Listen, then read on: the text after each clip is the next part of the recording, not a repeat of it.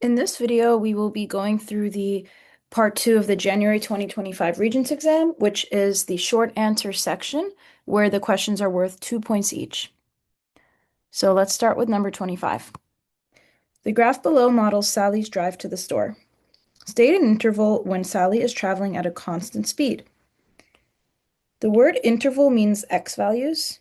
In this case, we're looking at time. So it's going to be a time interval where she's traveling at a constant speed.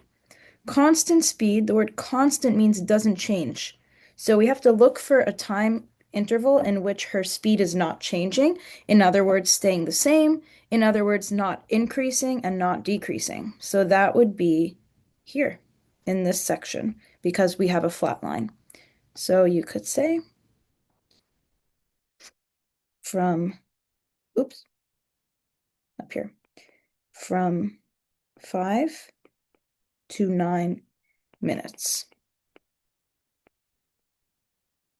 That's 5 and that's 9.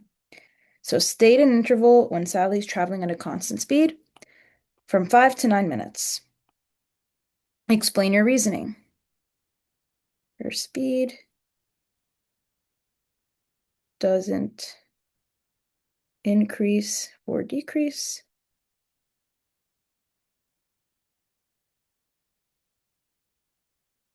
You could also refer to the line being flat.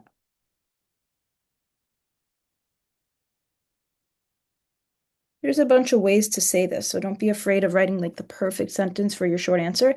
You just need to like show the idea that the speed is not changing, the line is flat, it doesn't increase or decrease, it stays the same. And that speed is 35 miles per hour, by the way. You don't have to state that, but that is what the speed is. It stays at 35 miles per hour. Okay, number 26. Graph the function f of x equals x squared plus 4x plus 3. And they give us a graph to graph it on, and then we have to state the equation of the axis of symmetry of f of x. Anytime we have a graph question, we know we have to use Desmos. So I'm going to type in the function f of x equals x squared plus 4x plus 3. And I want to get a table of values. So I do it by hitting settings, create table. So it's created my table x and f of x. I want to plot the points that will fit on the graph. So anytime there is no numbers, the scale is just going by 1. So this is like 1, 2, 3, 4, 5. This is -5, 5, -5.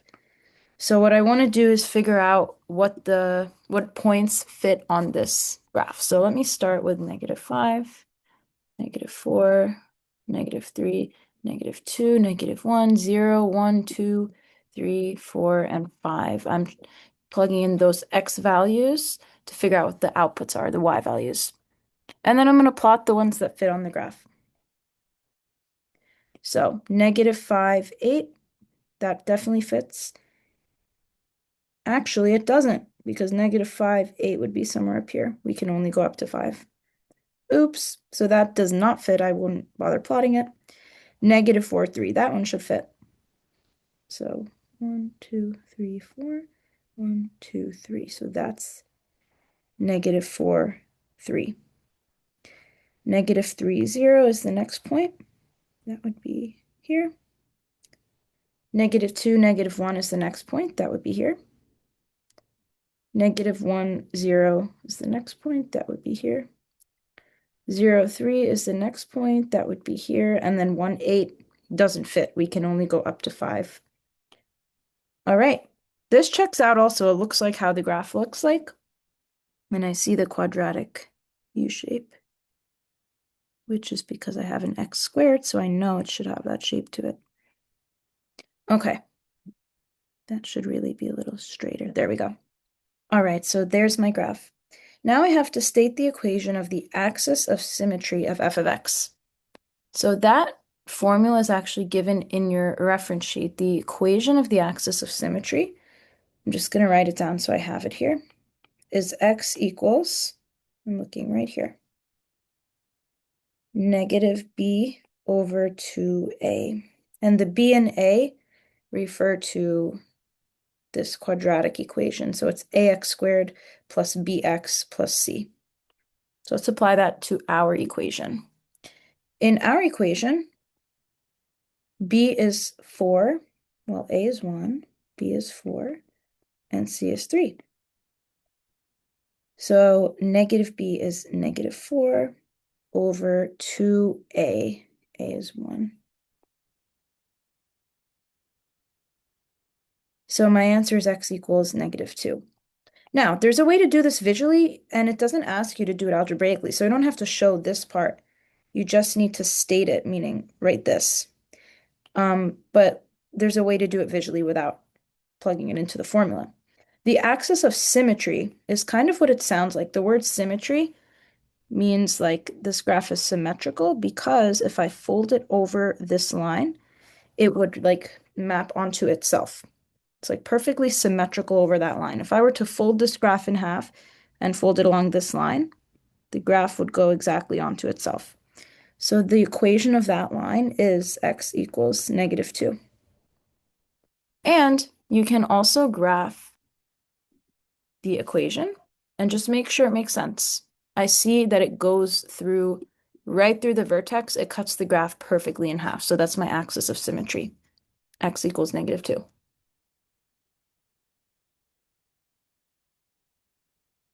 All right, next. The function f of x is shown in the table below. State an appropriate value for m in the table so that f of x remains a function. And then we have to explain.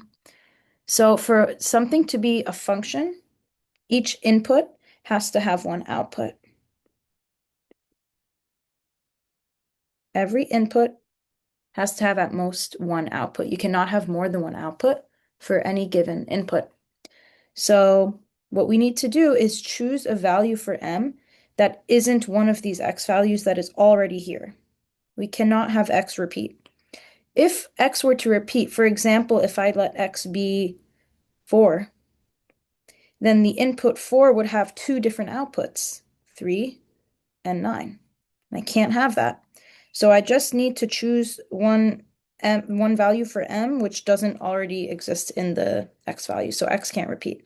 So let's say m could be 7. 7 is not one of these numbers. Okay, so explain your reasoning. The x values cannot repeat. That's all you really got to say.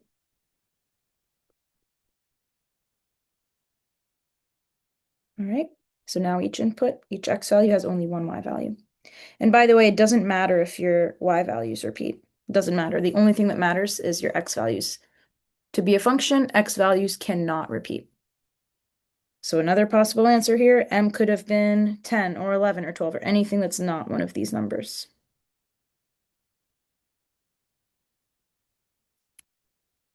Okay, number 28. Solve x squared plus 8x equals 33 for x by completing the square. Now, I know it says by completing the square, but what I would always do if there's any equation we have to solve, no matter what method it asks us to use, get the solution first. This way, when you're working, you can make sure you're getting to the right answer. And also, just stating the correct solution will give you a point. So in this case, there are two solutions. X equals 3 and x equals negative 11. Those are our solutions.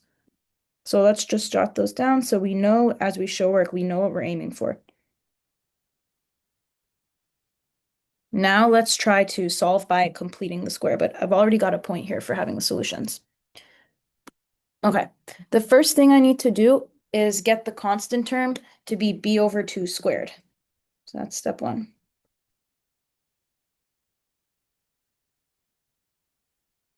When I say add, I mean add on both sides because I just need the constant term to be b over 2 squared.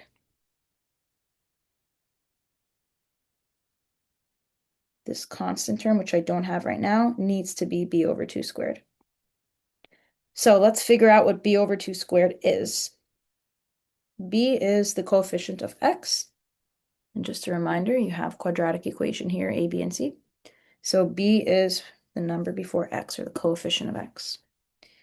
So b is 8. So 8 over 2 squared is 4 squared, which is 16. So that's my step 1. I need to add 16 on both sides. Okay, and now I have x squared plus 8x plus 16 equals 33 plus 16 is 49. Okay, the whole point of doing that, getting the constant term to be b over 2 squared, is so that I can get something I can factor as a perfect square. So if I were to factor, right, that means figure out what goes outside the box, what I multiply, to get x squared, oops, to get x squared plus 8x plus 16. I know it has to be a perfect square, meaning something squared. So the number here has to be the same number. So I have to think, what squared gives me 16? The answer is 4. And then, just to check, we get x squared plus 8x plus 16. So I factor it like x plus 4 squared.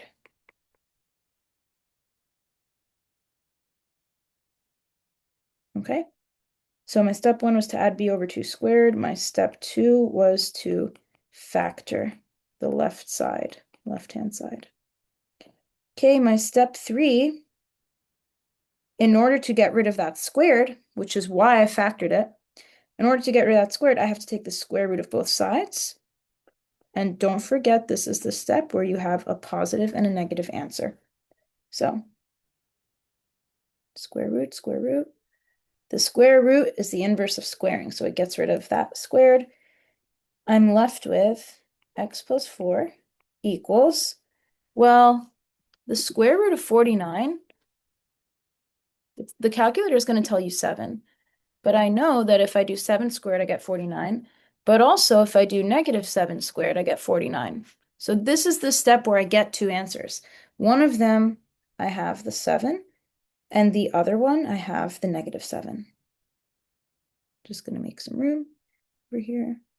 The other one, I have the negative 7.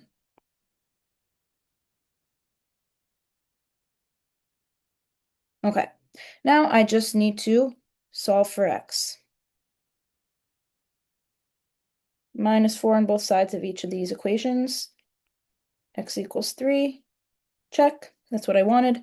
And x equals negative 11. Check. That's what I wanted. All right, completing the square. If you can remember that first step, the rest kind of falls into place, but we have to just make that perfect square expression, like if factored as something squared. And remember, start by just getting the solutions first and write them down, and then go back and show your work. Okay. If f of x equals negative 3x minus 5 over 2, algebraically determine the value of x when f of x equals negative 22. Okay, it does say algebraically, so I do want to show some work. Now, it's telling me that f of x equals negative 22.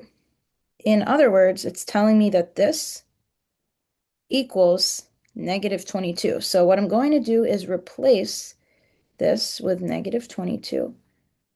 And that's equal to negative 3x minus 5 over 2. And now I'm going to solve for x. So I will multiply both sides by 2 to get rid of this over 2 situation. 2 over 2 is 1, so this will cancel out here. And then on the left side, I have negative 44. On the right side, I have negative 3x minus 5. Now I will add 5 to both sides. Negative 44 plus 5 is negative 39. Negative 5 plus 5 is 0, so these will cancel out, which is what I wanted. Now I want x by itself, so I'm going to divide both sides by -3. -3 divided by -3 is 1. So that'll cancel out because I don't need to write 1x. 1x is just x. Again, that is what I wanted, x by itself. -39 over -3 is +13. 13. Okay. So let's just check our work using the Desmos. If f of x equals -3x minus 5 over 2, it has to be that when x is 13, I can actually just do it like this. When x is 13, y is -22. And that means the point on the graph here is -13. I'm sorry, 13, -22. So we can check our work with the graph.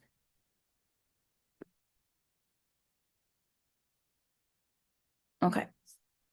I also could have figured that one out first with the graph. Okay. This we haven't learned in class because it's rarely covered on the Regents, but sometimes it is. So rationalize the denominator. Rationalize the denominator means we don't want an irrational number in the denominator. We want a rational number in there instead. So the square root of 2 is an irrational number. We have a long, never-ending decimal with no pattern. So non-repeating, and there's no pattern. And non-terminating, not ending. So this is an irrational number. Another example of an irrational number is any square root that's not a perfect square. So 16 is a perfect square. So this is clearly rational. But if it's 15, this number is irrational. So square root of 2 is irrational. I want it to be rational. So what I'm going to do is multiply this by the square root of 2 over the square root of 2. Why? Because if I multiply the square root of 2 by itself, I'll just get 2. The square root and the squared are inverses. They cancel each other out. Okay. So what I want to do is multiply by square root of 2 over square root of 2. And this whole thing is equal to 1. So I'm allowed to do that because it doesn't actually change the value of the starting amount. It is just multiplying by 1, just written differently. Okay, so on the top I have 4 square root of 2, or 4 times square root of 2. On the bottom I have 2. So I have rationalized the denominator. There is no longer an irrational number in the denominator. The only other thing I have to do is express this in simplest form.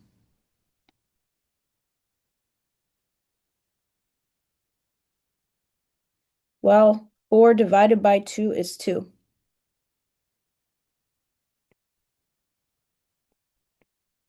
So 4 over 2 is 2. So I can rewrite this as 2 square root of 2. And that's my answer in simplest form.